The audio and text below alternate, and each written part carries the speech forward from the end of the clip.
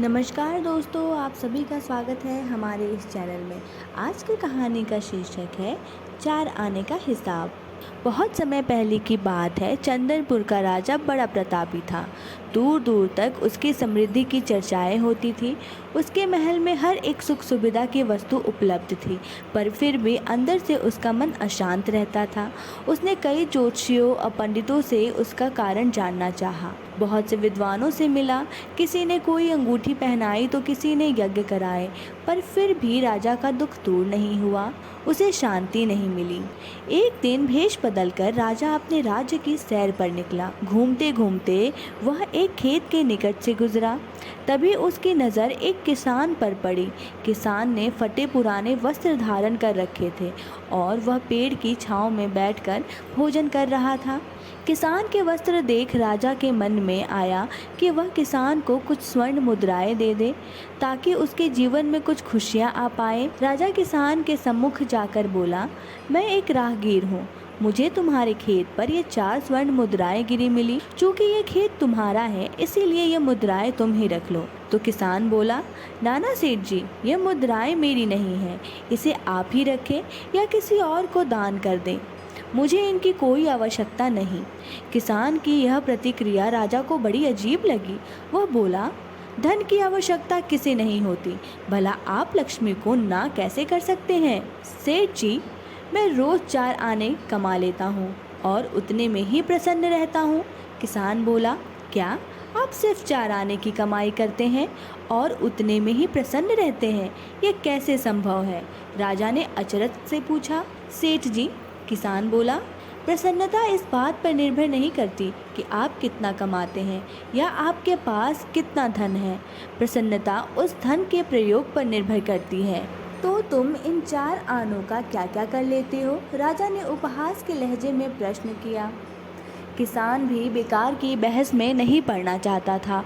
उसने आगे बढ़ते हुए उत्तर दिया, इन 4 आनों में से एक मैं कुएं में डाल देता हूँ, दूसरे से कर्ज चुका देता हूँ, तीसरा उधार में दे देता हूँ और चौथा मिट्टी में गाड़ देता हूँ। राजा सोचने लगा। उसे यह उत्तर समझ नहीं आया। वह किसान से इसका अर्थ पूछना चाहता था, पर वो जा चुका था।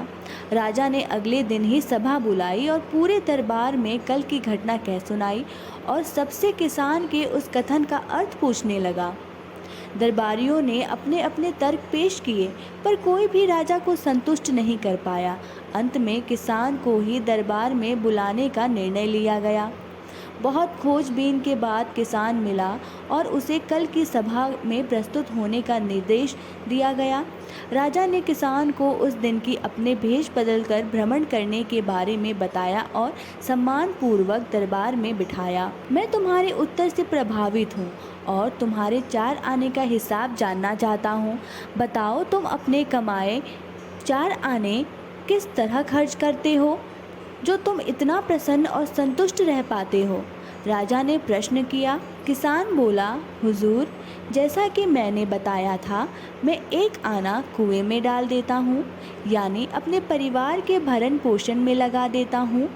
दूसरे से मैं कर्ज चुकाता हूँ, यानी इसे मैं अपने वृद्ध माँ बाप की सेवा में लगा देता हूँ।